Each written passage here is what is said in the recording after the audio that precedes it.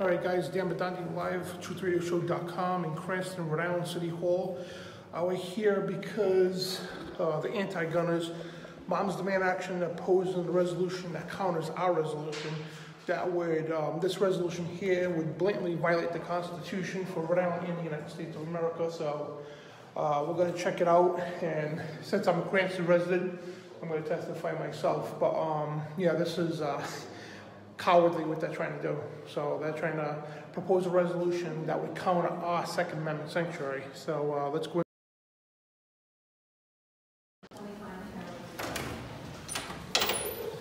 As a resident of that Tennessee. So if you vote for this, you want to continue to make more money in us to be costs. And obviously you should go the other way, according to the will. Reinforcements, baby. The taxpayers and the voters. What's going on there? Thank you.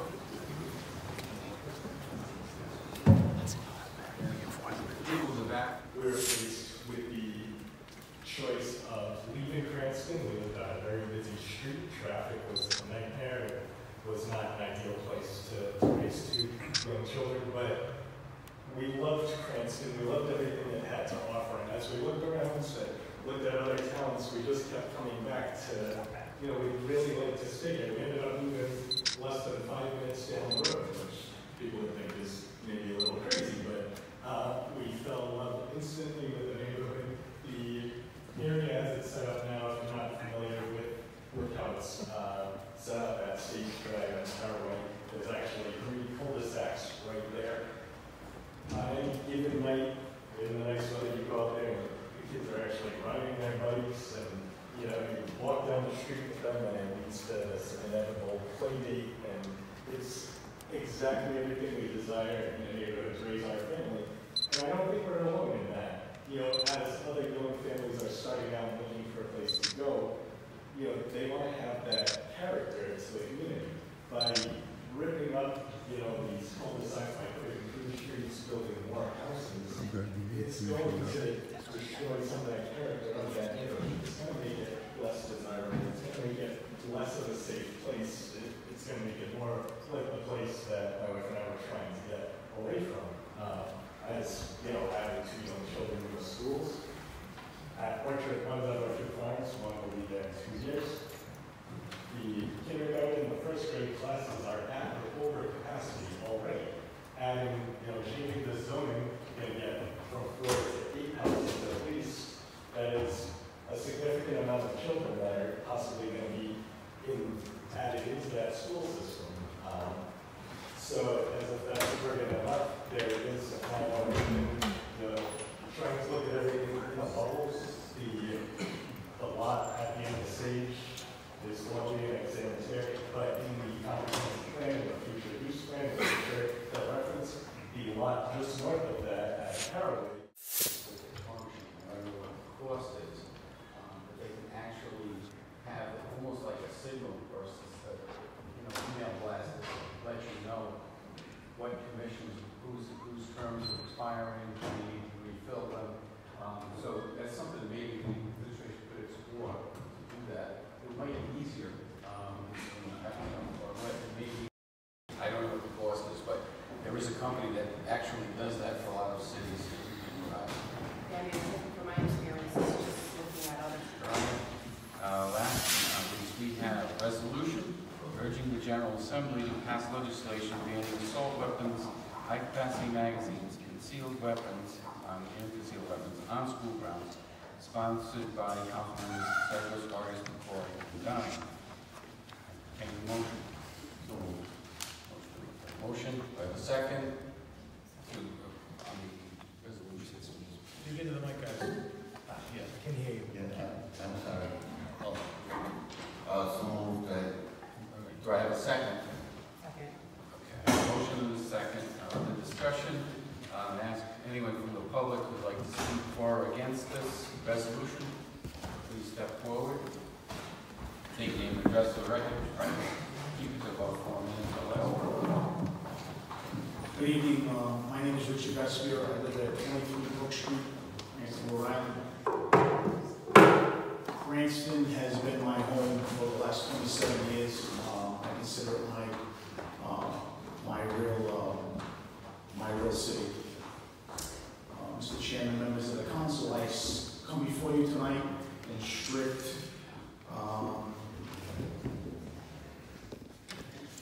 opposing of this resolution. I believe it's stripping our Second Amendment constitutionally protected rights. Without going into each individual, in the interest of time, what's part of that resolution, I want to talk about just the 10-round magazine capacities. For those members that are here that are on the fence, not sure which way they want to vote, one of the things that I want to point out to you is that one of the things that you're going to be doing if you were to do this resolution, and I know it doesn't hold a lot of weight, it's a resolution that's just going to the State House. But one of the things that you're voting for, you're voting to limit me, the law-abiding, tax-paying citizen. You'll be voting to limit my neighbors, your constituents, your neighbors. You put us at a disadvantage. Because if a criminal comes and breaks into your home, we all know they're not going to follow a resolution, they're not going to follow a state law or a federal law. They're going to walk in with as many rounds and many magazines as they could possibly hold. So why would you want to limit the law-abiding, tax-paying citizen?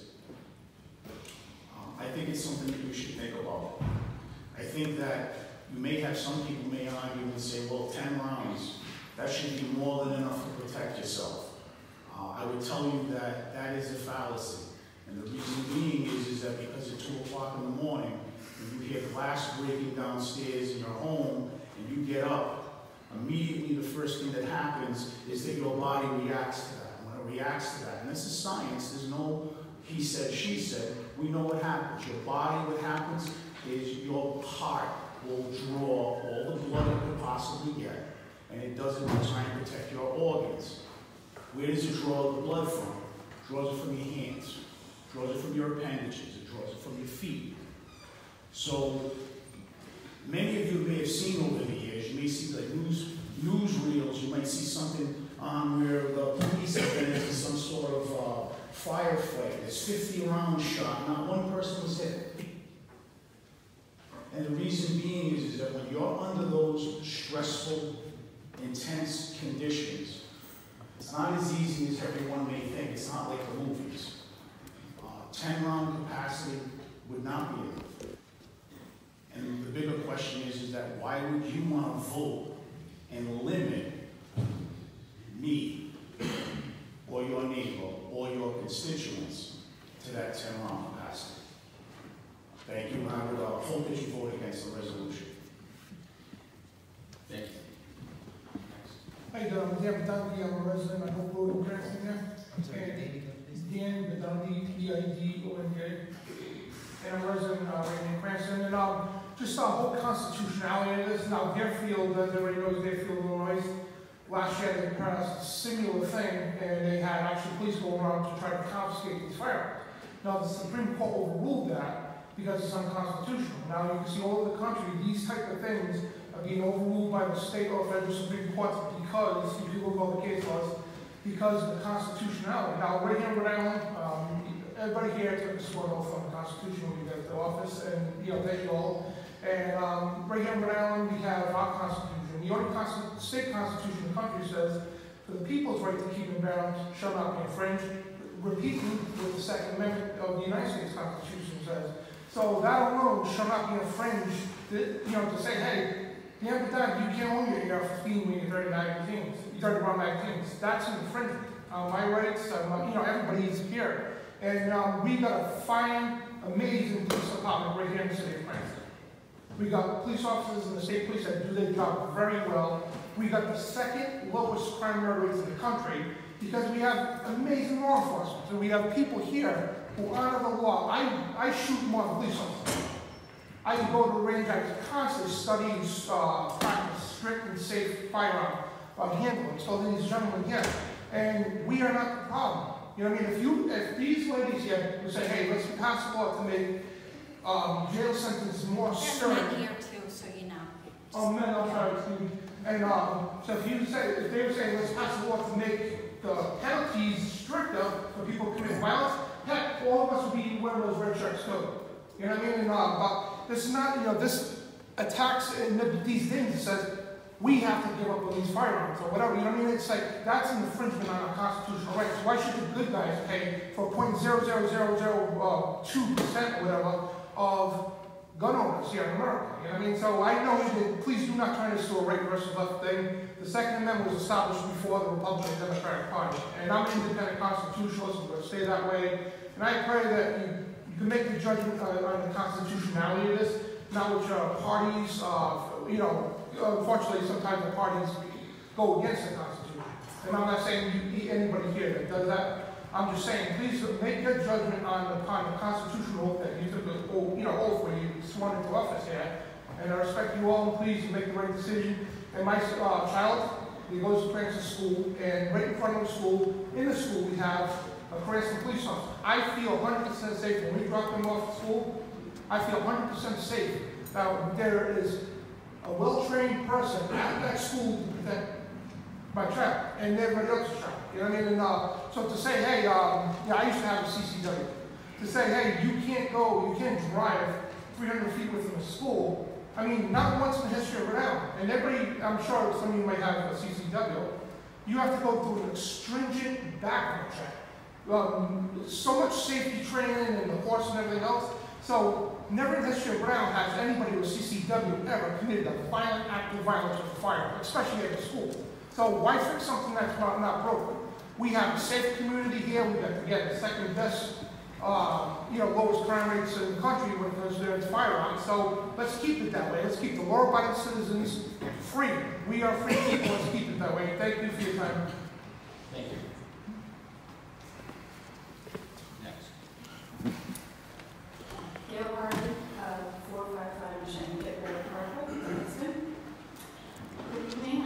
First off, I would like to thank Councilman Stikos, Vargas, Macaulay, and Donegan for making this proposal.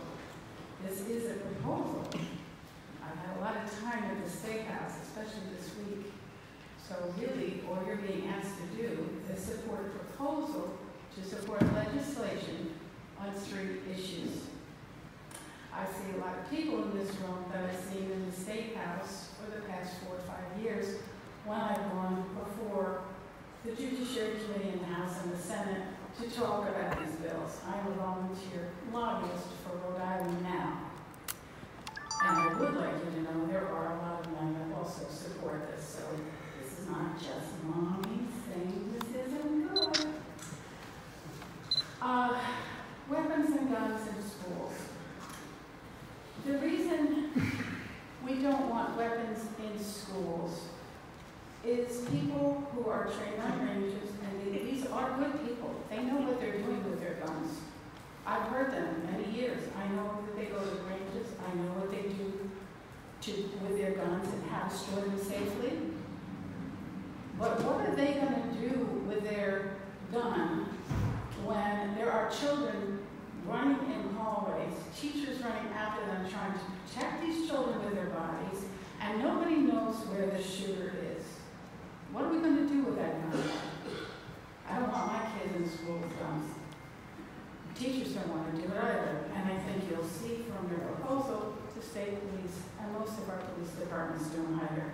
So nobody in any of the bills, when we testify, is ever saying that these people don't know what they're doing with their guns. They do. Let's get to the 10 magazine capacity. It's very simple. We know that more rounds kill more people. So when the man came through my window, and I was alone in my house, in my bedroom, I did not have a gun, but I screamed. Like a scream I'd never heard in my life before, and I hope I never do. And that scared the man off. Well, I was lucky. I'm sure, though, if I had a gun that had 10 rounds in it, something would have been hit. Now, somebody coming through your window doesn't, A, he didn't expect me to be there, and B, I start firing them, you're not staying around. I looked at another thing about the tank capacity because just this past winter, there was a gentleman who testified before the House Judiciary Committee, and he told us how many hours he spent on range. He told us how he knew everything about these guns and how knowledgeable he was, and he totally was. I would totally trust him. However, he said, now which another gentleman referred to tonight, when these 3 guys break into my house, how do I know 10 rounds is a known killing?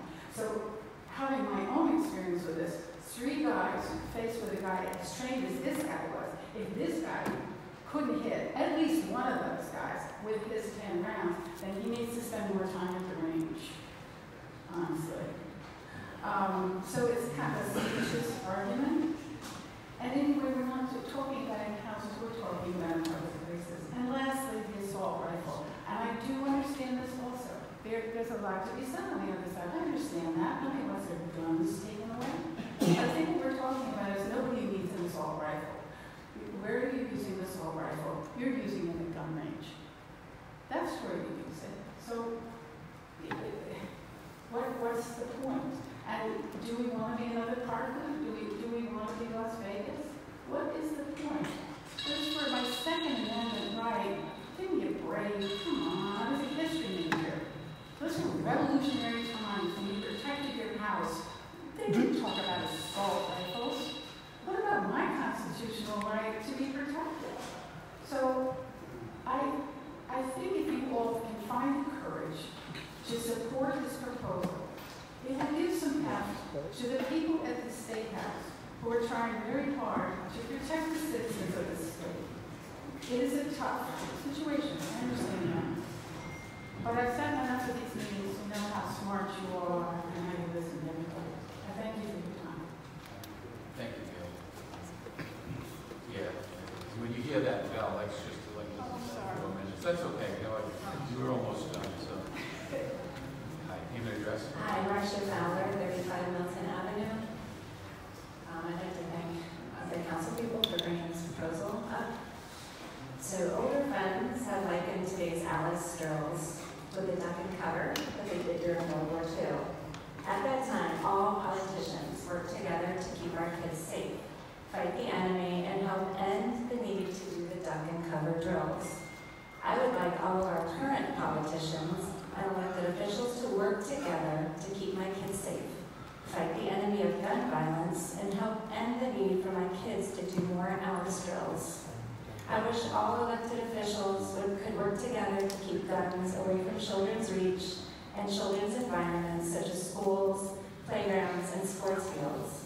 I wish all politicians would work together and figure out a way to stop massive shooters before they start becoming a threat to themselves and to their community. I wish all of you would work together here and at the state level so my 2 sons, both CPS students, don't spend their 13 years of school doing Alice drills.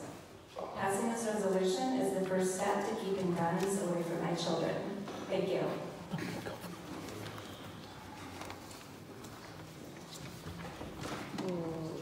Before you begin, I just want to clarify something, and I asked the solicitor to confirm this with me.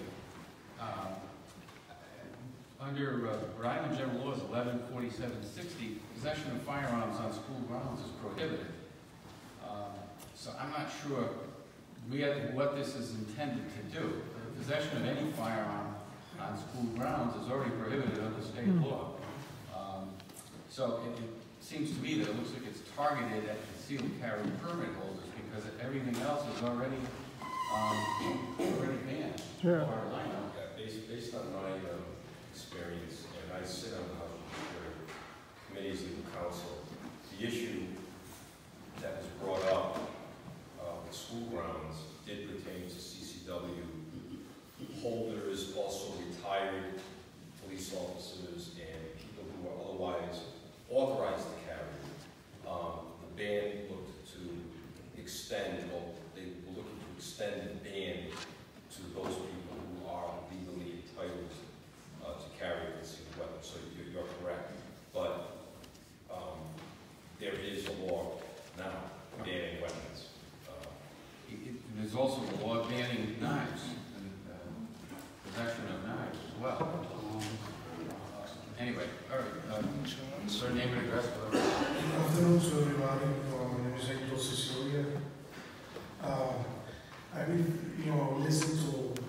both sides, all the media and all everything that's going on about this subject. And this is something simple. I don't know why this, left and right. The simple question is why the governor wants to limit the good citizens to protect their own self. You guys know, anybody knows that's obvious. They are criminal. You never go by the law. That's why it's criminal. We go limiting about capacity on a magazine. A criminal have 10 rounds. That don't matter if you pass it up for 10, 5, 12. A criminal always is gonna have 30, 40, 50, whatever he wants. He don't follow the law. So, you guys, limiting us to protect ourselves, and so, I wish to see a law or something that also we can help the police, because they're not everywhere all the time, that we can make some action to neutralize, an evil person. Because 10 rounds doesn't kill 10 people. It's just in case you miss, like he said. When you just wake up, just like this, you're gonna miss, trust me, 5 rounds at least. Because nobody over here is cleaning his room. So we should think about why we have to make regulations for the good people when the criminal, they never will follow the law. They will never follow the law. That's why they call criminals. So that's why this makes sense to me. You guys talking about 10 rounds capacity, that's, I don't know how that makes sense. When the criminal is going to break into your house with a 3-4 magazine of 30 rounds. Do the math that you told me. So that's it. You guys have a good afternoon. Good job, bro. Good job. Good job. Hello, I'm Jenny Hurst. I'm from Arnold Street in Cranston. I'm an attorney and I am a certified range safety officer. I would like to address this particular resolution as the underlying bill that was drafted. Senator Chacon had testified at the hearing at the State House regarding the language. It is true there is no intent required as drafted. Also, if you would realize that in there, it's also a public transportation. So a school ground is defined as a school bus. How could anyone avoid within 300 feet a school bus?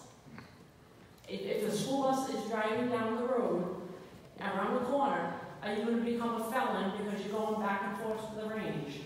Or conversely, anyone could stay in their house. It's also weapons of other weapons besides firearms. Everyone here has a kitchen knife in their kitchen drawer. So if the school bus drives by your house within 300 feet, you are guilty. It makes absolutely no sense the way it's written, and that's why it's held for further study. They needed to go back and draft proper language. Furthermore, the statistics show, and I have emailed you all earlier in the week with all the data that basically says that the 10-round magazine capacity limit does not work. Parkland shooter Nicholas Cruz used 10-round magazines. He just used multiple. Most firearm incidents with mass shootings do not involve, most of them, like Virginia Tech, have been handguns. They have not been rifles. Furthermore, the assault weapons ban, if you study the Rand Corporation report, has not been effective. There's no way to say that the ban from 1994 ever worked. So why aren't we spending more time resolving school security in a meaningful manner instead of feel-good types of information? Thank you. Thank you. Thank you. Good evening. My name is Jeff Gale, 44 Main Avenue, and I'm here tonight in support of this resolution, and I urge all of you to support it. I support both bills that this resolution talks about. but I'm mainly here to talk about the No Guns in School bill, as you probably guessed. As you know, I served for 3 terms on the Cranston School Committee, and I just want to talk to you about, to your point, about the bill. There's actually a conflicting law that prevents that law from keeping guns out of schools, except for trained police officers. When I served on the committee, we actually talked about this issue because we also considered this resolution every year and passed it also every year that I was on the committee. Except I think for my first one, and we talked about this issue, and there's conflicting law. There is a conflicting law that basically still allows anyone to bring a gun into school. I apologize for not having the information on what the law was. I will try to look it up and get it to you. But there is conflict. So there is a need for these bills. There is a need for you to pass the resolution.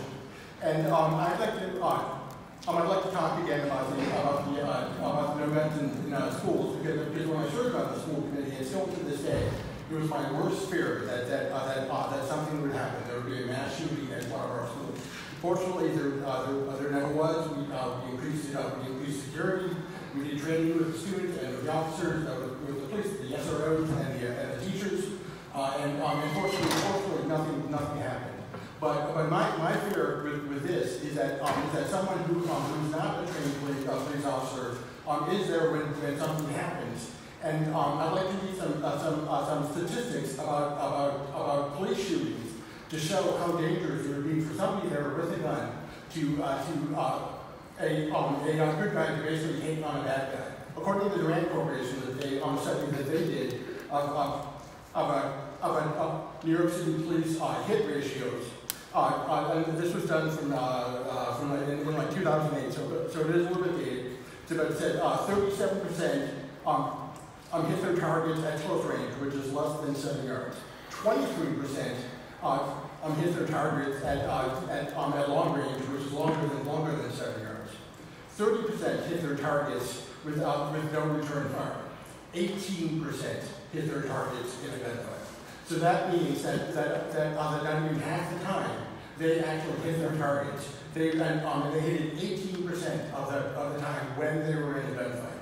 And more recent research has shown that New York City has improved their hit ratio basically. In 2017, it did increase to 44%, but that's not broken down by the different type of shootings that there were. And also for comparison, Los Angeles from 2012 to 2016 had a hit rate of 33.4%. However, in 2016 they did increase that to 48%. But my point is that even a trained police officer could not hit his or her target 50% of the time. They did not even break the target. So think about that. Think about if something happens in our schools and the person there who grabs a weapon is not a trained police officer, are they going to shoot as well as an officer would? I know a lot of people here I take pride in what they do, and I'm sure that they're very good shooters. But if the police can't get to 50%, that's just not good enough for me. And also, the real reason I oppose this bill is because especially accidents happen. You could have somebody on the school ground who has a weapon, I'll finish up shortly, who has a weapon and there's an accident. The gun is discharged. Does it hit someone? I don't know. I certainly hope not. However, there have been cases where police officers on school grounds had their guns discharged. There was one, I believe it was in Florida, who was a police reserve officer who was teaching a class on gun safety and went to go make sure that his weapon was loaded, and it was loaded and it went off, and it hit the ceiling, and his student had a piece of ceiling put into his neck. The other one was in Virginia, where her gun discharged accidentally. So again, my worst fear is that an accident happens. So the less guns there are there, the less chance of an accident. Thank you.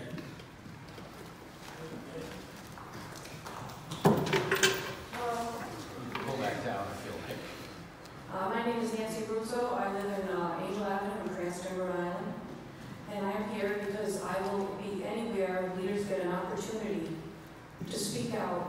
to make a decision about military-grade weapons in our communities. Obviously, this is a big cultural divide issue, and you can sense that. But one thing we all agree on is lockdown drills are necessary. When I attended Cranston schools, we did not need lockdown drills. We are traumatizing a whole generation of children.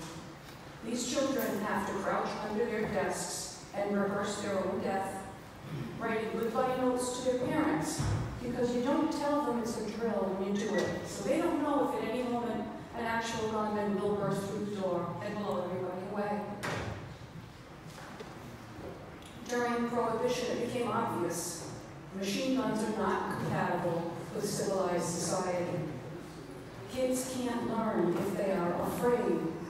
In fact, the psychological impact, how this generation is going to grow up, is kind of scary. We may be raising more shooters because they have to grow with this fear and this knowledge that the adults in their lives are okay with this. These weapons are outlawed in Connecticut, Massachusetts, New York, New Jersey, and they just passed a high-capacity magazine ban in Vermont. Why is Rhode Island such an outlier?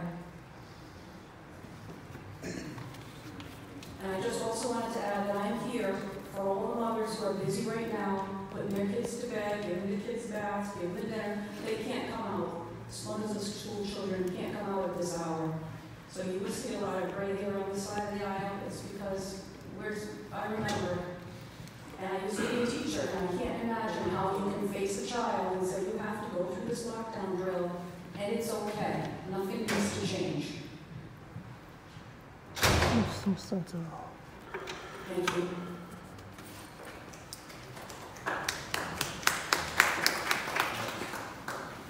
Hello.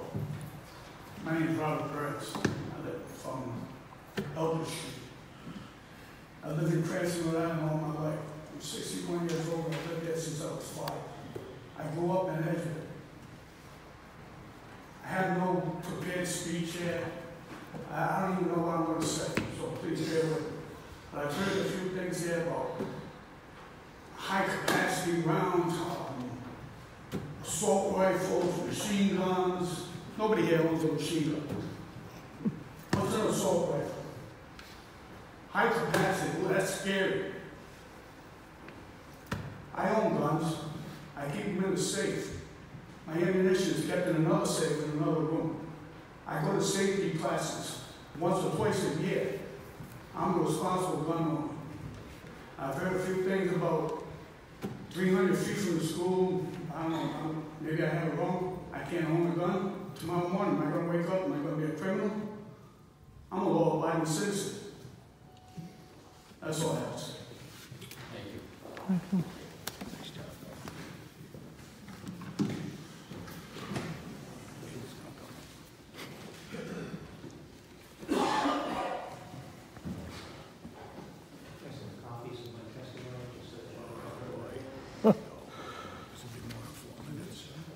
I guess the first thing I'd like to say, I'm sorry, Tom Logan, 11 Hall Place, Cranston, Rhode Island. First of all, none of these bills infringes on any constitutional right. Yeah, they do. So let's just kind of put that aside. You may think it's a constitutional right, but it isn't. It's been proven in court. Massachusetts just had it validated. And then the other thing that really disturbed me is when someone says feel-good legislation.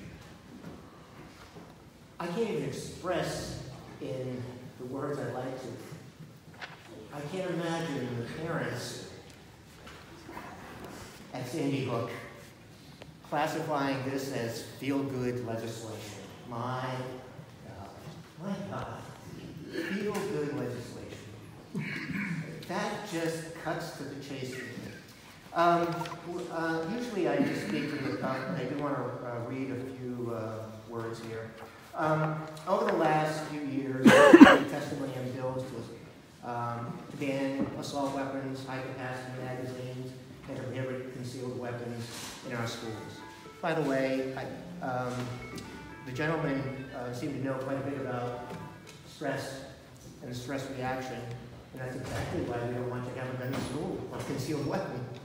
Because when the stress response goes off, you don't know what the hell you're doing. And that's why so many people miss those shots.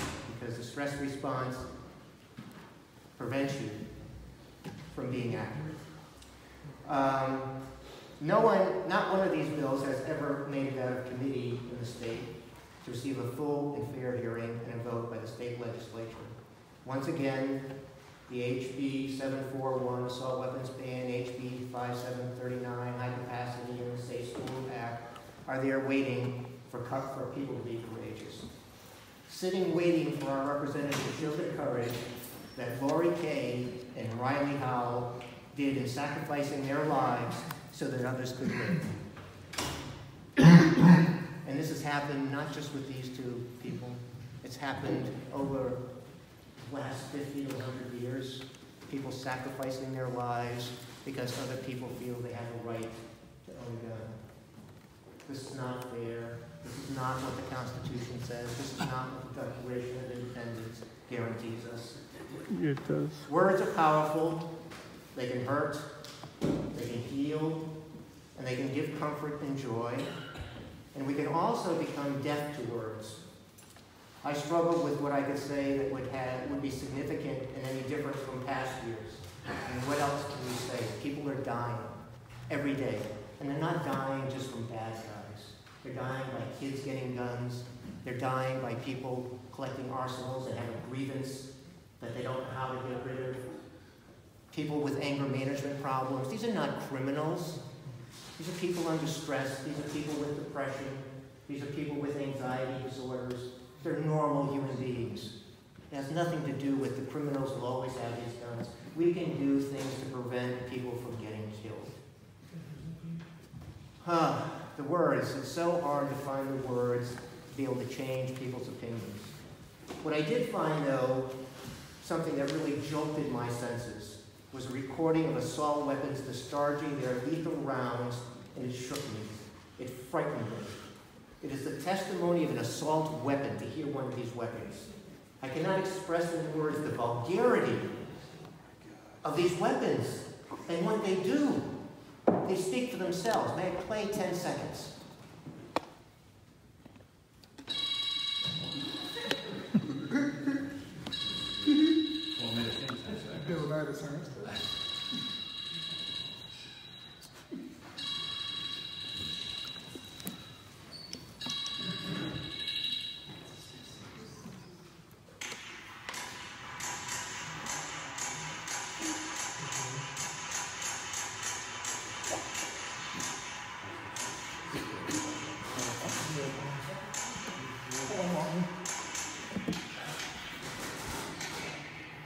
Picture yourself. Picture a 5-year-old. Picture a 14-year-old in a school. Hearing those sounds, even if you make it through what the rest of your life is going to be like, how many hours you're going to get of sleep. This is vulgar. This is an assault on human beings. That's why they were created. If you talk and you read the interviews by the person who created the AR-15, he's ashamed that he created it. These weapons were made for civilian population. They are not meant for hunting. They are not meant for civilian self-defense. That is the mission of our police and armed forces. They were created to terrorize, to tear human flesh and bones. They were designed to kill humans on the battlefield. They are an assault on human dignity and life. We hope that this council will have the courage of Lori and Riley, and remember the vulgar sounds of assault weapons be part of the change that will make a difference in making our schools, teachers, churches, and communities safer. Now, if you think this is BS... You're well over your 4 minutes. That's too bad. Lives are on the line here, and businesses come in here and they get all that they want. Just one last thing. This is what attracts these people to these things. What's a man card? Consider your man card reissued. Buy yourself a Bush thing. This is how they're advertised. You don't have to make up. Let's try to stay respectful on both sides. I know it's a very difficult issue, but let's try to just be respectful.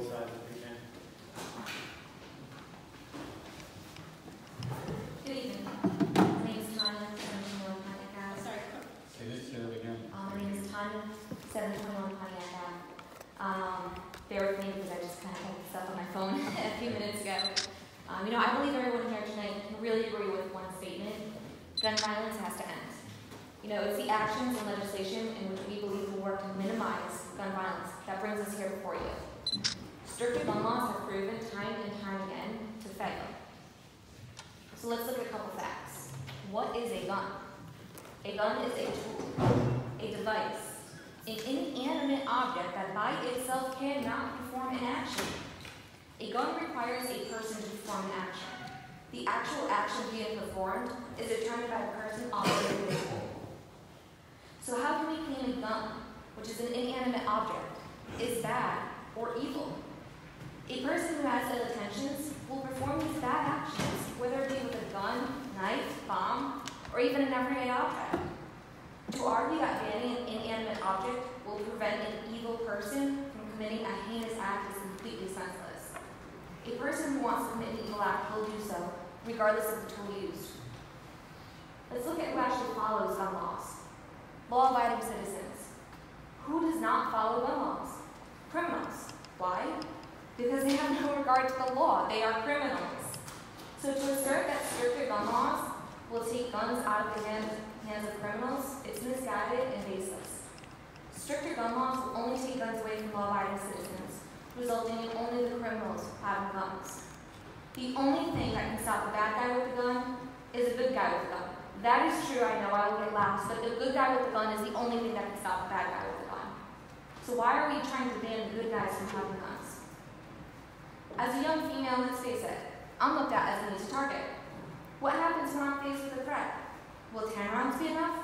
What if I encounter multiple threats? What if they're on drugs? A person can endure multiple shots and continue to be a threat. I am not willing to bet my life on 10 rounds. As a woman, if I'm dropping my child off at school and picking them up, you better bet I'm concealed carrying. If you ban CCW holders from carrying on school grounds, you are putting the lives of our children in danger. You are saying to all criminals in big capital letters, welcome, we are vulnerable. I don't understand why CCW holders continue to be a target. CCW holders are well-trained, law-abiding citizens. Even considering this resolution tonight, you are considering making law-abiding citizens criminals simply because we believe in the Second Amendment. Thank you for your time. Thank you. Good job.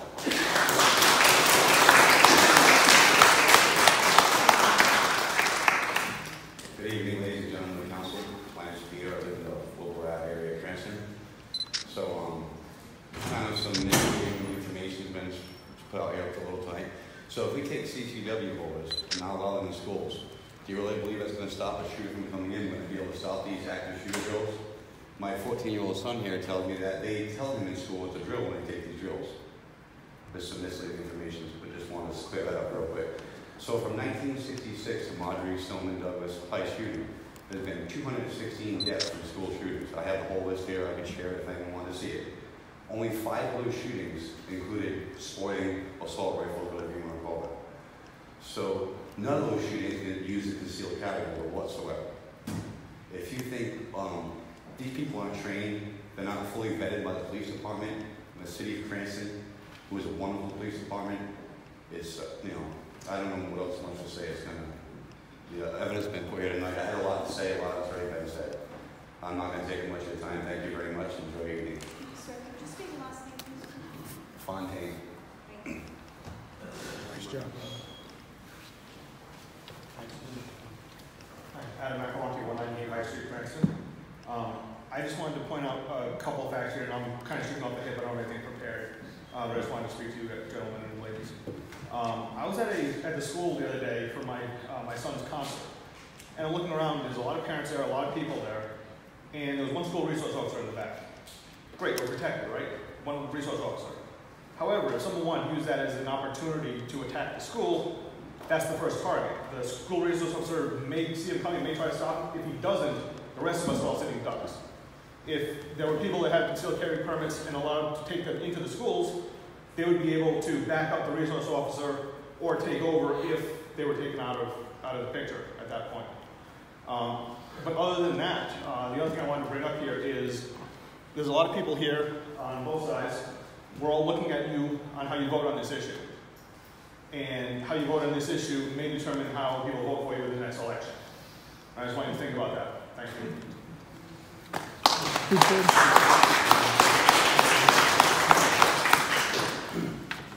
Hi, good evening. My name is Linda Finn. I'm from Cranston, from Middletown. I'm the executive director of the Rhode Island Coalition Against Gun Violence. I just wanted to clarify a statement and question that you had. Council Vice President, I can't read from their glasses. I was going to say it, but I can't say it, so I just wanted to say that you were questioning about the concealed carry law in the bill to keep guns off of school property. There's a contradiction in the law as it's written, and if you look at 114711 in the Rhode Island Code, what it says under the concealed carry law is that guns can be carried everywhere, and it's not, it doesn't say you can't carry on school property, it doesn't say you can't carry in a courthouse, it doesn't say you can't carry in the state house. So there's just it doesn't jive with the actual. That's the only conflict, though. That is the only conflict. That's really all this bill is about, really. Is to clarify that so that people do know that they cannot carry on school property. Yeah. So you're saying so it's targeting concealed carry permit holders. Concealed carry permit holders on school property. We're one of only 5 states that generally allows concealed carry permit holders to carry on school property that without being known to the administration or any other special training. There are states like rural states that may have, a teacher that's trained in Texas or Arkansas or whatever, and they know that they're trained to be, carry a gun in the school because they're not close to law enforcement. But we're really an outlier on allowing civilians without the administration knowing, without teachers knowing, without parents knowing. And one of the things we heard at the State House was that for law enforcement is that it's dangerous to law enforcement when they show up if there is some sort of a shooting. Just generally speaking, Rhode Island get there between a minute and a half, 3 minutes to a school, or in any kind of incident. If somebody's just standing there holding a gun, they really don't know, if that person had, if they were the perpetrator or if they're, the good guy. So, and there's much more likelihood of an accident happening with people that are carrying guns in schools. And I'm happy to share, I can email you some information on that as well. There's been a lot of, there's been many more incidents of accidents actually happening with people carrying guns in schools, parents, teachers, whatever, and then there are them actually preventing some kind of an incident. So, I wanted to make that statement. I don't know if you have any questions on that. Any of those incidents in Rhode Island? Yeah, actually, in 2013, there was a Rick janitor that left a loaded firearm in the girls' dormitory bathroom. Went home, forgot that he had left it there, went back and it was gone, so he, alerted the officials and they luckily found it in the trash can. But they... And of course, that's illegal for him to leave it anywhere. Well, of course, but those are the kinds of accidents that happen, is either leaving or dropping it or, accidentally shooting it. Those are the kinds of things that happen. So it's only those 5,000 people approximately that you're concerned about. Well, we're also concerned about, for me, I'm concerned about my kids. If people are carrying guns in the schools, I'm concerned about that myself as a parent. So I think there's other people that are concerned about it as well. I'm just asking, how many concealed carry permit holders are there? I don't know the exact numbers. We're on 5,000 last time I heard. Yeah, you've heard testimony from the state house. We have someone that we know in the audience, but you can continue. Sure, thank you. The only other thing that I was just going to say, as far as the high-capacity magazines, they are just much more lethal than a handgun that with a few rounds in it. They're just much more lethal than that. And the governor actually had a commission that was done last year. There was 43 different members of education, law enforcement, all sorts of groups that came up with a study on just say one statistic. And they said that with the high-capacity magazines, that when they're used in these situations, 155% more people get killed, and they're just much more lethal in the way they're used. So Massachusetts bans them, New York bans them, Connecticut bans them. We just think that it's a safety issue to have them available to 18-year-old kids that can just go buy these weapons that are designed to kill as many people as possible. Thank you. Thank you. No states have higher crime rates too. Sir. My name is Francie Davis. I live at 58 Fortson Avenue. We've been a resident of Cranston for over 40 years. My family grew up, and my child went to Cranston schools, and he and his family live in the Edgewood section. And my reason for being here is my 6-year-old grandchild, my only grandchild, who goes to those schools, Oliver. I'd like to point out to this body that you folks here effected a change in the legislation that is at the State House this year. You had a concern, and for 3 or 4 years, were unable to pass this resolution before. One of the main concerns was carrying a concealed carry weapon near or on the school grounds, or school activities, or sporting events, and so on. I'd like to point out to the lawyer who had that concern about being near the school bus, the legislation currently that's written, if you look toward the bottom, there's a modification there. Because of a concern here in this body, it was brought forward. You can have a concealed carry weapon if you have a concealed carry permit on the school grounds or school activities, as long as it is locked in lockbox, secured to your vehicle. So you can be anywhere on the school grounds. You can pick your children up. That was a concern. You're not going to be charged. As some of you know, I'm a Marine Corps veteran. I served in Vietnam. I carried an assault weapon for close to a year, and 45 some of that time. I experienced some terrible, terrible events. As a result, I am aware of the destructive capability of an assault weapon. I've loaded, mangled, bloody bodies of my comrades onto helicopters, and I've seen this. Hopefully you folks never see that many people across this nation have seen in other states. It's terrible. These assault weapons are designed to mangle bodies, and that's what they do. They're weapons for war. They do not need to be in the hands of civilians. If you want to fire your assault weapon, go to the firing ranges. We've got a plethora of them across the state. You can go there and fire those weapons there. The Vietnam War was 19 years long. I was there one of them. 64,000 Americans were killed. Every 2 years in America, we lose that many people to firearm deaths. Every 2 years. America has less than 5% of the world population, and yet we possess a little under 50% of the firearms owned by private citizens. Think about that. It's over 320 million firearms in America alone. 50% of the firearms. Yes, it is thrilling and empowering to hold that steel, cold steel in your hand and fire it. Sure, I understand that. Take it to a firing range. We don't need them in our civilian homes. It was mentioned that machine guns are outlawed and nobody has machine guns. Well, let's look to the future. Why are they outlawed? Why don't we have bazookas and so on? Because the law was written. Yes, it was a long time ago, but we need to look to the future. Nobody's carrying around machine guns because there was a law written back in the 30s. But we're going to get there someday. If you start now, we've got to do something now to begin that process. Magazines, duck hunters get 3 rounds. Why do you allow somebody with a 50 or 100 round magazine? And if you got a 10 round magazine, you take the 2 together, you pull it out and you slap the other side, and you got a 20. We need limits on magazines. My big concern in Vietnam, of course, it was muddy and dusty and dirty and wet. Every time I ran out of ammunition, I had to change that magazine. The chance there is that it's going to jam in an assault situation. That's a chance for somebody to jump that individual and hopefully disarm him. This is not a guns right issue. This is a safety and a health issue. And I ask you to, again, consider passing this resolution. We need to get the attention of Mr. Mattiello and Mr. Millet, who represents us and sits on that committee at the State House. Thank you for your attention. Start the Constitution.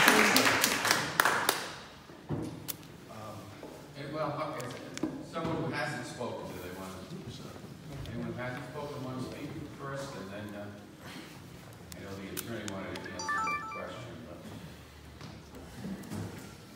Good evening, Hubert Schultz, Beechwood Avenue, or Drive, excuse me. I'm probably one of the few other individuals around here, as the young man that just spoke, that has had the experience of being on both ends of that weapon. I fought in Vietnam. I fired a weapon.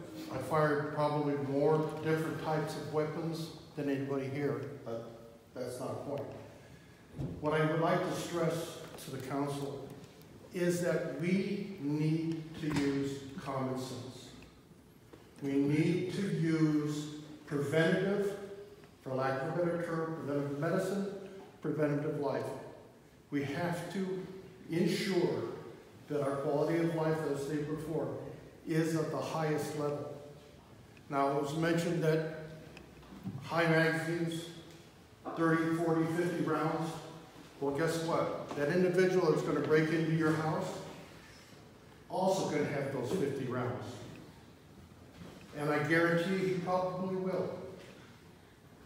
Now, I was an expert in the pistol and in the rifle when I was in the military. I know from experience that it's difficult to aim that weapon when your adrenaline is pumping and we're in a situation. And there's so many different narratives. You can go on and on and on. I just want to stress that the importance that we need to do in society now is to protect our generations to come and to use common sense. We have that analogy in the cars that we drive in the freeway. We have limits to the speed, the type of vehicle, everything else. We're not taking cars away from everybody, but we are saying, hey, you can't go more than 65 on the freeway where it's supposed to. You can't go more than 25 miles an hour in a residential area. That's there, not for your benefit, not to restrict you, but to save the other individuals that live on this earth with you. So please, use your common sense, put that forward, and do the right thing. Thank you very much. I'll let you respond, Thank you. Yeah, I just wanted to respond on, it's on the Senate, it's 2009 S0636. The underlying text is what is the edit, and it says, or within 300 feet of school grounds. That was the added part of the bill that was not in the current rendition. So they have added, or within, in this year, or within 300 feet of school grounds. School grounds is defined as, for the purposes of this section, school grounds means public property of a public or private elementary or secondary school, or in those portions of any building, stadium, or other structure on school grounds which were, at the time of the violation, being used for an activity sponsored by or through a school in this state, or while riding school-provided transportation. And I'd like to add, I did see an article, it was on the WBZ tonight. A teacher in neighboring Massachusetts was arrested for planting a 9mm round in the school and causing a school lockdown. He had reported on finding it, and they checked the school surveillance tape, and they did make an arrest. Thank you.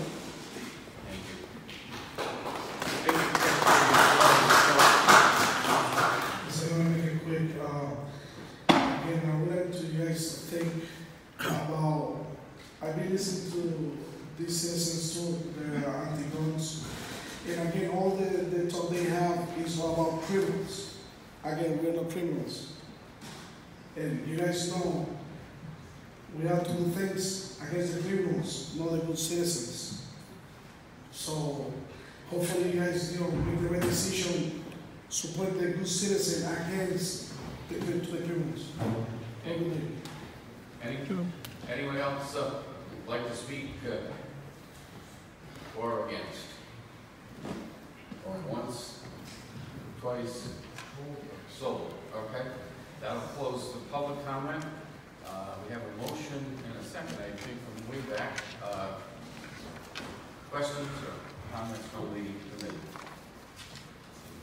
Councilman McFarland. Thank you, Chairman, and I thank everyone, both the pro and against. I listened intently to both documents, and I appreciate everyone taking time to come out and give your points of views.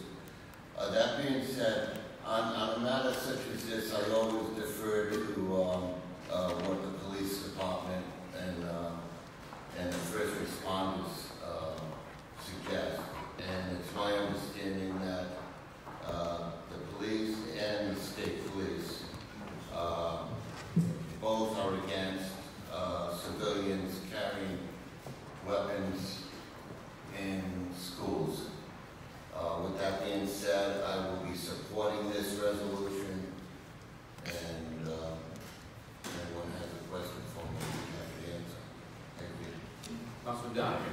Thank you.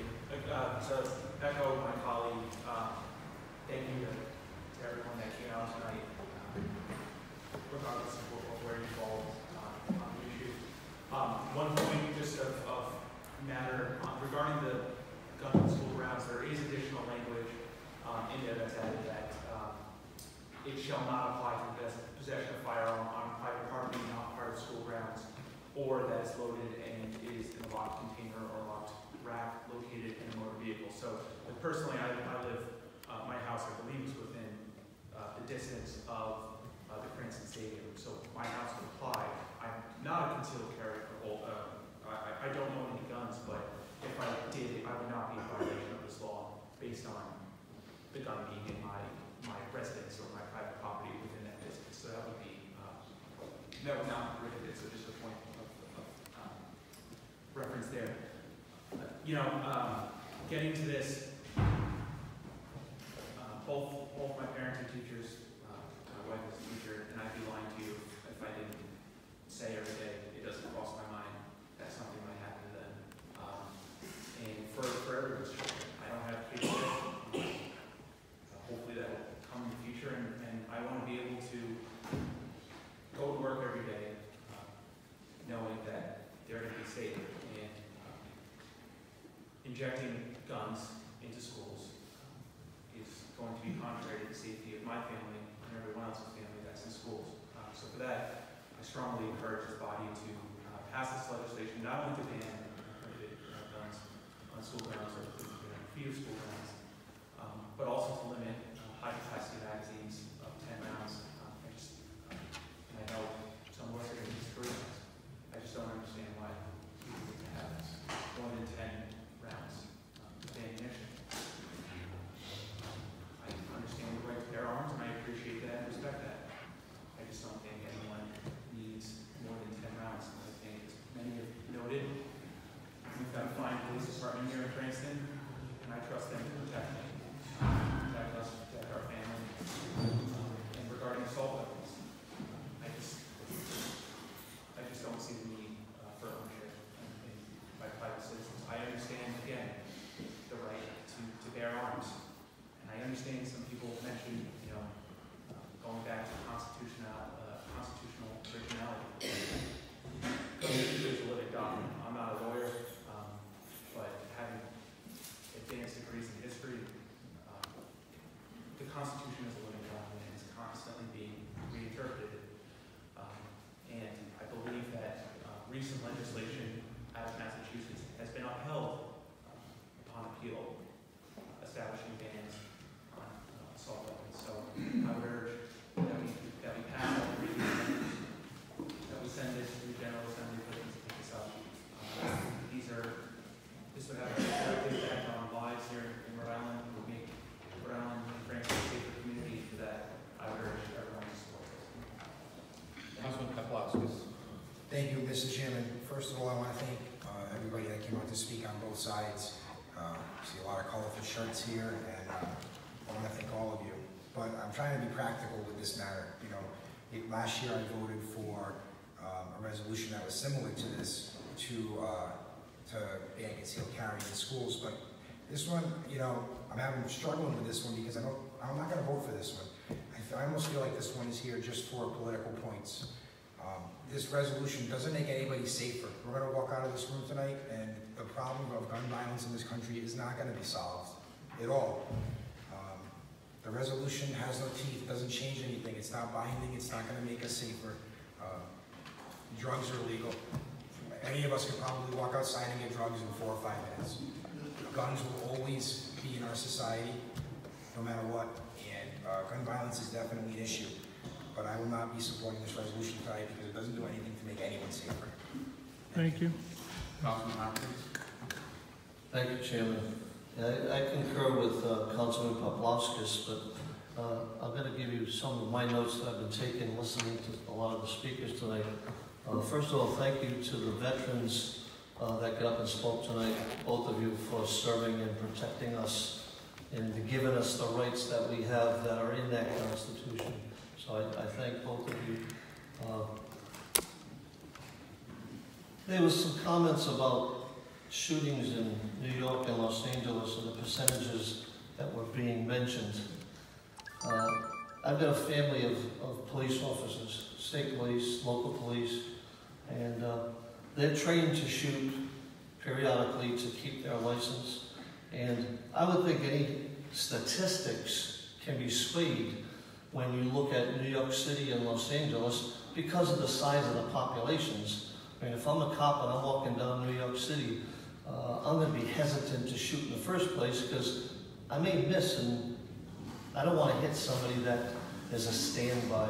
So I've got some concerns with those statistics that were mentioned in big cities. I'd like to compare those statistics to the shooting percentages in a firing range, and I'd be willing to bet there's a big discrepancy there.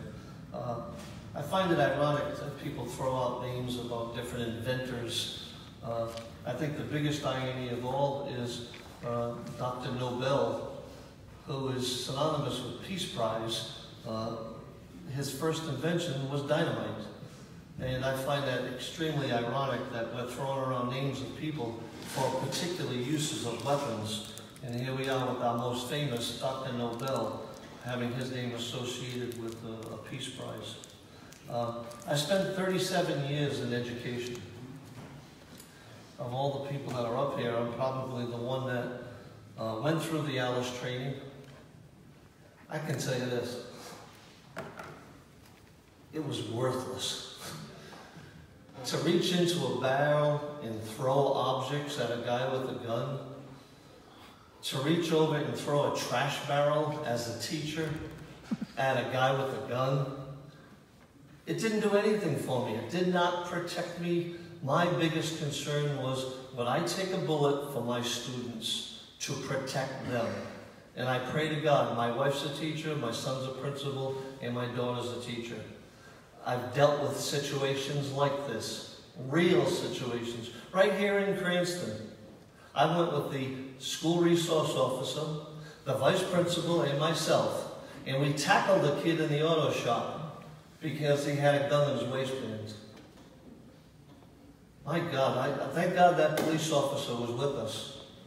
And he told the kid, if you ever reached into your pocket or into your pants and tried to pull that out, I would have shot you. We need to protect our kids, absolutely. I've been down in Florida and I've seen schools down there with fencing around the entire school and armed security guards walking around to protect those kids. I've lived it in education my whole life. And believe me, nobody is more concerned with wanting to protect our kids than the teachers are. But I'll tell you what, I don't want to be trained with a gun to protect my students. I think that's government's responsibility. As our Constitution does tell us, and I did teach history for over 30 years, our number one responsibility is to protect our citizens. How do we do that? We've got two varying types of opinions right in front of us tonight. How do we do it? How do we protect our kids in schools? I wrote down a comment here. How do we enforce weapons at a football game? How do we enforce that? Of any laws that we ever look at, even the Treaty of Versailles, which led to World War II, the biggest problem with it was enforcement. How do you enforce these laws is a concern that I have. So, what I'd like to do is offer some amendment, and again, as a teacher, I do agree with some of this legislation. As it's written, I don't agree with all of it. And I'd like to offer an amendment on lines 56 and 57 to eliminate where it says, and banning ownership of assault weapons and high-capacity magazines. I would like to eliminate that, and in its place, I would like to include weapons on school grounds by police, former police, or school resource officers only. I'll second that. Thank you, Chairman. Give me one more time. Could I have that one more time, Council? Yes, on line 56, where it says, I'll start at 55, General Assembly to support legislation to protect Rhode Islanders by banning concealed weapons on school grounds.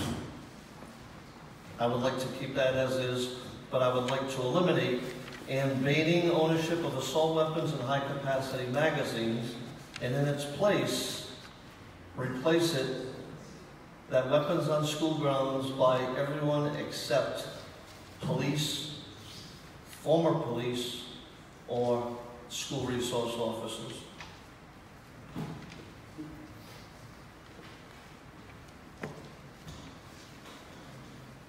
Questions from the committee? Councilman Downing. And I know there's not a specific bill reference, but in the Senate Bill 0636, it is there is language that a retired law enforcement officer or pursuing, there's some legal reason there that they are, I believe, exactly. I know there are more people with better expertise on the exact legislation. Maybe they'd be able to speak better than I am, which is for a point of reference. Anyone else have a question? Councilman Stichels. Yeah, I have a question. What is the difference between a school resource officer and a police officer? Aren't all school resource officers police officers? And the reason I put police officers is because, for example, as a former athletic director, when I had events at the stadium or on Friday night in the gymnasium, I'd have to put detail officers out there that were not necessarily school resource officers, but were on a detail provided by the Cranston Police Department. I certainly agree that police officers should be allowed to carry weapons on school grounds. But I would urge people to vote against the amendment because it strikes the ban on ownership of assault weapons, asking the General Assembly to do that, and the high-capacity magazines banning them. I think of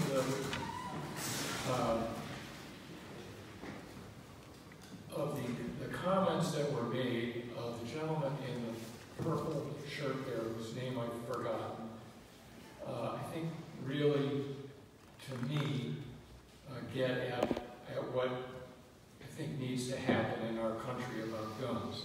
And that is that we need to have sensible regulation of gun ownership.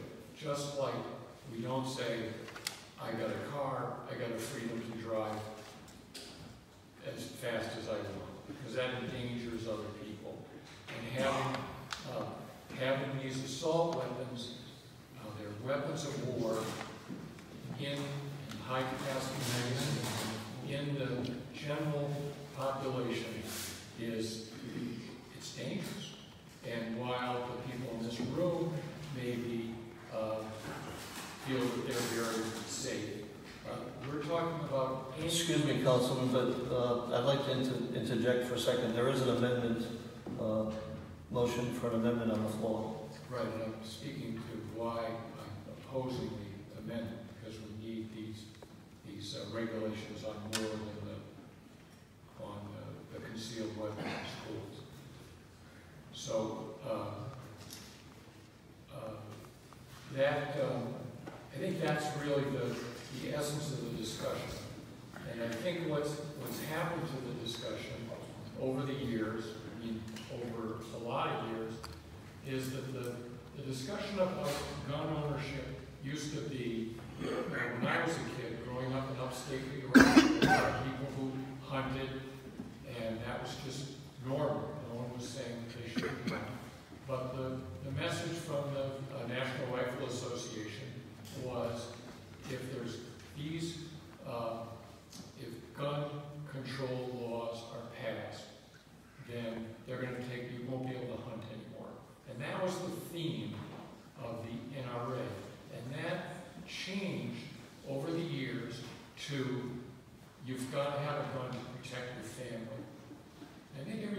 aware that that was a tactical PR move by the National Rifle Association.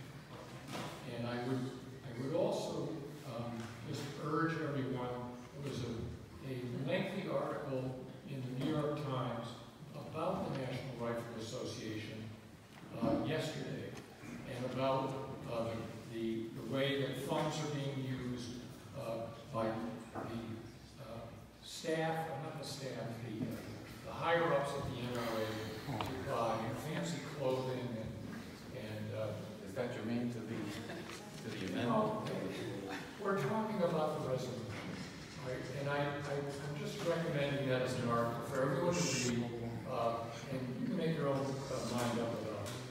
So I think that we need sensible gun legislation, and no one here spoke in favor of the right to have a tank.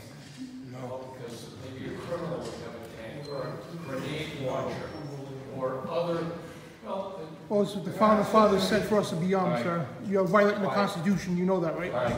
So, Well, this isn't germane to the amendment. Well, then I'll make the comments later when the amendment passes or fails. Thank you. Councilor Brady, did you have a comment? I'd like to just... Specifically on the amendment or amendment? On the amendment, I think we're at this point. Councilwoman Vargas, I'll let you go first. If you have a question on the, or something on the amendment. Sure, I'll speak on that. So I wrote down a lot of my notes as well as... Is your mic on? Councilman, you have to speak into the mic. When you're on the side, it's just difficult for everybody to hear, that's all. So on the amendment, so I have a couple of notes that I wrote down, so I can discuss that after the amendment. But I have to say that there's, obviously we all know that there's 3 bills currently out there, and some that are, yes, they're being held for further study. I agree with banning, and I'm against the high capacity magazines and the assault weapons and the schools. But I would say that given the fact that who has a majority on the council and on the ordinance, I would entertain myself to actually vote in favor of the amendment and at least have one of these. We can't have all 3 pass on this resolution. I'd like to say that if that amendment is out there, as opposed to seeing all 3 not being passed, if we can at least agree on one item, and as a mother of 2 public school students who attend here in Cranston, I would definitely would vote in favor of this amendment, just so at least we're able to come to agreement at least on that one resolution. Well, Councilman Paplowskis, I'll let you speak. I'm going to be voting no on the amendment. Like I said before, this is a resolution that does nothing to help defeat gun violence, which I think we need to do. So I'll be voting no on the amendment. One of the concerns I have is that we don't even know what the legislature is going to be voting on, if anything. I mean, there are bills up there that are being held for further study. We don't know what the language is. We don't know what the final language is going to be. And yet we want to pass a resolution asking them to ban certain things. I'm not so sure the amendment allows a ban on concealed carry permit holders, which seems to be the focus of this. I mean, as far as machine guns and things of that nature, I don't think anyone really wants to see those on school grounds. But the only people that are going to carry something like that on school grounds are going to be crazy people, people that want to do violence. So I just think the whole issue before us tonight is just political jargon. We're talking about this. There's nothing that's going to happen. We can't affect what the state does. The state hasn't even decided what it's going to vote on, if anything, and we're going to try to determine what we think they should do. I don't see this be making anybody safe. I agree with Councilman Paplowskis. Now, I chaired the safety committee hearings last year, And we explored these issues at length. And we had educators there, we had superintendent of schools, and we had school committee people, and there were people on all sides of the issue. And quite frankly, none of the people involved in the schools felt that concealed carry permit holders were a problem. That really wasn't what they were concerned about. And the question that I always go back to is, if the superintendent issued an alert that there's an active shooter in one of the schools, what's going to give parents hope that their child is going to be safe? Is it this law? Is it any statute? It's not going to be that. It's going to be whether or not there's a resource officer close enough and enough warning to be able to get our tremendous law enforcement there quick, because there's a decided influence against having anyone else, trained being on site. We probably need more resource officers in our schools. We've added school counselors, and we've added resource officers. But I think we need to, I really think that the entire exercise tonight is really not going to go anywhere. And it's not going to help make our schools safer. Councilman Donovan and then Councilwoman Vargas. Thank you. And I say this with the utmost respect for everyone else on this committee, but to the argument that this doesn't have an impact, I think it does, because it sends a message to our legislature. We're fortunate enough where some of these are co-sponsored. Some of the bills at the state level are already co-sponsored by definitely one on the Senate side, Senator Miller, and a few of them I believe are sponsored by Senator Gallo. But I've been on the council since January, and since then we've passed resolutions asking for the state legislature to reinstate pilot funding. We've passed resolutions asking that President Trump and the U.S. Congress not cut funding to 21st century community learning centers. We've passed resolutions encouraging the state to enable ocean state climate resiliency funds. We pass resolutions all the time, not just for, it's not a political problem. It's because these things have an impact on people's lives, and it's sending a message to our legislators who can pass something along these lines. So I would disagree. We can disagree about these things for other reasons. I am not. I'm not sure that's the right reason to be against this. Respect. That's great. Councilwoman Vargas. Thank you, Chairman. Given the fact that we're trying a little bit more, not just the amendment, I figured I might as well just kind of give the council and the folks that are here know that the bills that we're advocating for as far as a solution are being recommended by the Rhode Island Working Group for Gun Safety final report. That was a recommendation that was provided to us by the Rhode Island School Committee, teachers, principal, police, and public safety, and health professionals. So no one has had a chance to read the final report recommendation on October 4th. That was done on October 4th, 2018, and I encourage you to do so. This bill also has been supported by Colonel Manny of the State Police. He testified in favor of it. A Rhode Island resident who was a survivor of the Las Vegas shooting who testified. Just the Rhode Island Chiefs Association in Rhode Island, and a few other statewide elected officials.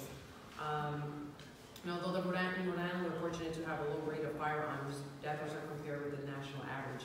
Persistence of gun injuries and deaths due to accidents, suicide, assault, and homicides, it still remains unacceptably high at this point.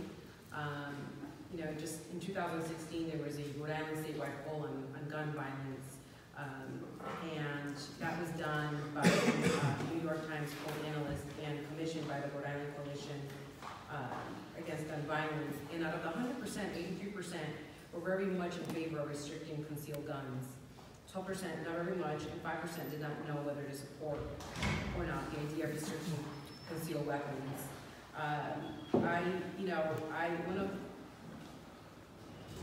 Again, as I mentioned, I'm a mother of 2 public school students. I believe that we must work together to protect our kids. The very same way that we kiss our kids goodbye in the morning when you drop them off at school. we shouldn't be crossing our fingers hoping that we also tuck them in at night and give them a kiss goodnight. Yes, a lot of members who are here with us this evening had alluded to having a great police department, and without a doubt, absolutely, I agree. We have a great Cranston law enforcement. We have a great statewide law enforcement as well, and I commend them for keeping us and our kids and educators safe as well. But I really think that there needs to be a common sense reform on this issue. And I think the bill, as far as particularly the one on the Safety School Act, as mentioned, it's pretty much just polishing up language in contradiction from the previous one, which is not only just prohibiting firearms possession within 300 feet of school grounds, but it's also exempting members of retired law enforcement officers and persons providing school security firearms on private property and unloaded firearms in containers or locked cars and racks. So one of the things that I'd like to just put out there, and very similar to what Councilman Hopkins had mentioned, as an educator, and thank you for your time as an educator, but if there was also a student, as you mentioned, that if you knew he had a gun, and whether it was the officer or yourself or educator that was firearms, would say, if the boomers had it, this young student had, whether it's a girl or female student, had a gun in their possession, and you were, I think you had mentioned was that they would have probably attacked the kid and just shot the kid. And my perception also is, now what if this child or the student, there was rumors that the student did have a gun on them, and just putting his hands on the pocket, and your assumption is that the kid's actually going to take a gun because rumor has it the kid has a gun, and then you shoot the kid. That's my concern as well. So I get your angle, and I also have to look at it from this angle at the same time, and that's why I wholeheartedly agree with the banning on all three bills that are before us at the statewide, at the state level. But I was very happy when I decided to put my name as a co-sponsor, and it's certainly not for political points at all. Thank you. Council President. I think I'm going to wait and state the remain of the bill. This is on the amendment, so I think we should probably take a vote on the amendment, and then I'll make my comments on the bill in general. With that, we have a motion and a second on the amendment. Council President will move the question. Clerk, please take the roll on the amendment. Give a second. I didn't hear a second. Councilman Hopkins? Yes. Councilman Vargas? No. Councilman McCauley? No. Councilman McCready? Yes. Councilman Paplaskas? No. Council President Fitzgerald? No. Council President. Yeah, This is on the bill. I want to thank everybody for coming out tonight. It's always good to see a lot of people in our chamber. Usually it's for things that are germane to the city and business that we have to do in a whole.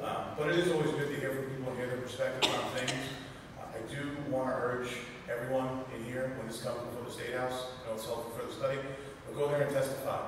Your impassioned words tonight on both sides were well received by the council, so I want to thank you for that. I do think we could allow this to go on for debate in this body for a long, long time, and probably wouldn't come to a solution in this chamber. And for that reason, I'm going to make a motion to move the question and let it pass or fail on its own merit as written. I think sitting here trying to amend it probably won't do any justice, so motion to move the question non-debatable. Second. So a motion and a second to move the question. We have to vote on that first. So we'll take the roll on voting to move the question. Councilman Hopkins? Yes. Councilman Vargas? No. Councilman McCauley? Yes. Councilman McCready? No. Councilman Paplaskas? Yes. Council President Fitzgerald? Yes.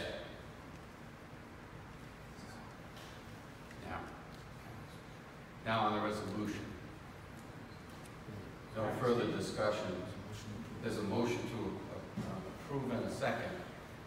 There's no further discussion. Well, just to get this correct, everyone else has to speak, but I can't. Is that what we're going on? Well, I had asked you earlier a couple of things on the amendment. Well, I'll let you speak if you You know, did you get, you shouldn't be allowed to speak Can I give a once. point of order? You should Yes. be allowed to speak once before Yes, motioning I know. on the question. I know the rules pretty well, but that's why I had asked you earlier. Again, I appreciate that, but I was asked, and that's why I asked for a clarification if I can speak on the amendment or on this bill as a whole. So I appreciate the opportunity to speak. I heard a lot of compelling testimony on both sides tonight, and it's honestly truly moving. And I'm very cerebral on this topic. I think as this resolution is written, I was hoping some amendments could pass. I can't support it in full.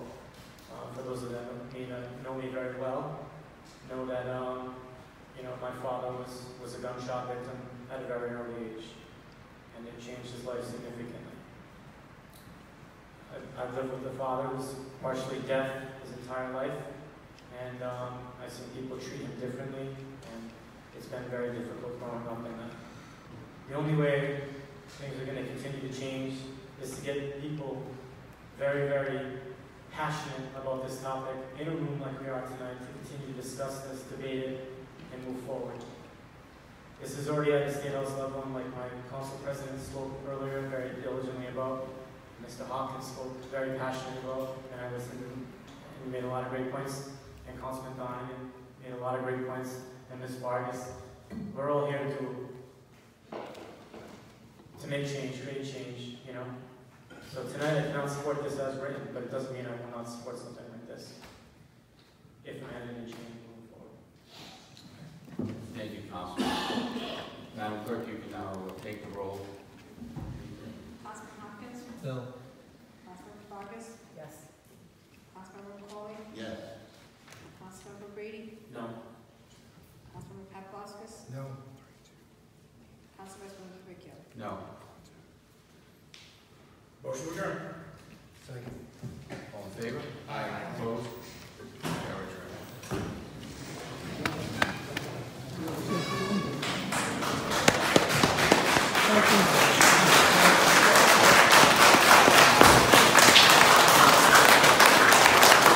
You gotta try and learn the Constitution, sir. Both of you. Shall not be infringed.